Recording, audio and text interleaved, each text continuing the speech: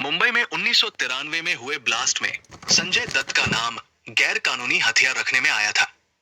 इस केस की जांच करने वाले आईपीएस अफसर संजय मारिया ने एक बार फिर से उस घटना को याद किया। राकेश ने बताया कि संजय दत्त का नाम आया तो वो मुंबई से बाहर थे। लौटे तो उन्हें एयरपोर्ट से ही उठा लिया गया था। जब संजय ने गुनाह नहीं कबूला तो राकेश ने उनके जोर का थप्पड़ मारा और बाल पकड़कर खींचे थे। ये भी बताया कि जब सुनील दत्त मिलने आए तो क्या हुआ। जब जांच में आया संजू बाबा का नाम, देसी स्टूडियो से बातचीत में राकेश मारिया बताते हैं कि केस में संजय दत्त का नाम बांद्रा के एक फेमस रेस्टोरेंट के मालिक हनीफ कड़ावाला और समीर हिंगोरा की वजह से आया था।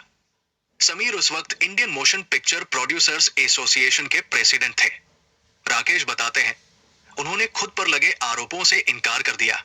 उनसे मुझसे बात करने को कहा गया तो पहली चीज वे बोले, आप बड़े लोगों को अरेस्ट क्यों नहीं करते हैं? मैंने पूछा, कौन से बड़े लोगों को मैंने अरेस्ट नहीं किया?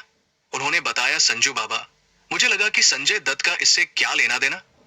संजय को आ चुका था फोन। राकेश ने बताया कि हनीफ और समीर ने उन्हें बताया कि अपराधी हथियार किसी सुरक्षित जगह ले जाना चाहते थे और उन्होंने इसके लिए संजय दत्त का घर सेफ बताया था। ये हथियार 1993 के मुंबई ब्लास्ट में यूज हुए थे। राकेश बोले, वे लोग संजय दत्त के घर आए। संजय के पास पहले ही कॉल आ चुका था। संजय ने उनसे कहा कि कार यहां पार्क करें और सामान अनलोड कर दें। संजय ने रख लिए थे कुछ हथियार। राकेश ने बताया कि संजय ने कुछ हथियार अपने लिए रख लिए थे, लेकिन बाद में ज्यादातर उन आतंकियों को लौटा दिए जो अटैक प्लान कर रहे थे। उन्होंने बताया कि जब पता लगा कि संजय इसमें शामिल है तो वो उन्हें पूछताछ के लिए लाना चाहते थे, लेकिन वो मॉरिशस में शूटिंग कर रहे थे। फिर संजय दत्त के भारत लौटने का इंतजार किया गया। राकेश ने बताया कि वो संजय दत्त को एयरपोर्ट से ही पूछताछ के लिए उठा ले गए थे। संजय दत्त को मुंबई क्राइम ब्रांच के एक कमरे में रखा गया।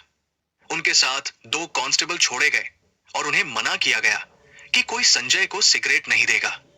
उन्हें किसी को फोन करने की अनुमति नहीं थी। जब मारा संजय को थप्पड़ और खींचे बाल, राकेश ने बताया कि संजय से कैसे पूछताछ की थी। वो बोले, वो रात में 2:30 पर कमरे में बैठे थे। मैं सुबह करीब 8 बजे कमरे में दाखिल हुआ। मैंने उनसे पूछा, क्या आप मुझे अपनी कहानी बताएंगे या मैं आपका रोल बताऊं? वो बोले, संजय ने जवाब दिया कि वो बेगुनाह है और इसमें शामिल नहीं है। इतने दिनों का दबा हुआ गुस्सा और बीते कुछ दिनों का तनाव एकदम से मुझ पर सवार हो गया। वो मेरे सामने कुर्सी पर बैठे थे। मैं उनके पास गया। उनके बाल लंबे थे। मैं एक जोर का थप्पड़ दिया। वो थोड़ा पीछे हो गए और मैंने उनके बाल पकड़े और खींचा।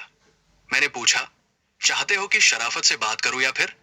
इसके बाद संजय ने कहा कि अकेले में बात करना चाहता है। फिर सब कुछ बताया। संजय ने कि पिता को ना बताने की रिक्वेस्ट। राकेश आगे बताते हैं, वो बोला, मुझसे गलती हो गई, प्लीज मेरे डैड को मत बताना। मैंने जवाब दिया, तुम्हारे पिता को कैसे ना बताऊं?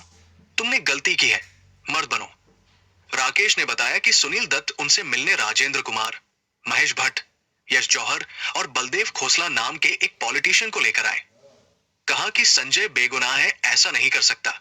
जब सुनील दत्त के पैरों पर गिरे संजय दत्त, राकेश ने बताया कि संजय दत्त ने इस अपराध के बाद जब पहली बार अपने पिता को फेस किया तो क्या सीन था। वो बोले, संजय दत्त को कमरे में लाया गया। उसने अपने पिता को देखा। वो बच्चे की तरह रोने लगा और उनके पैरों पर गिरकर बोला, पापा गलती हो गई मेरे से।